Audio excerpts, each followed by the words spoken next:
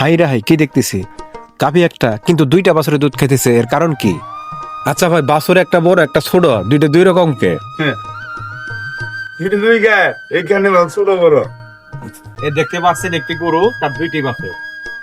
বাছুর দুইটা কিন্তু এই গাভীর না, দুইটা বাছুর দুইটা গাভী। তো এটা ছোট এটা বড়।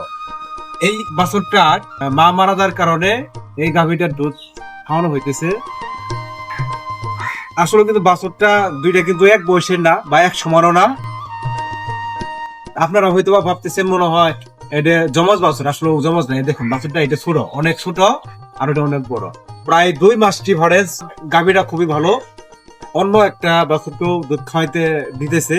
তো একটা কথা বলতে ভুলে গেছিলাম, দুইটা বাছুরের মধ্যে এই বড় বাছুরটা হলো বকনা বাছুর, আর এই ছোট বাছুরটা হলো ষাঁড় বাছুর।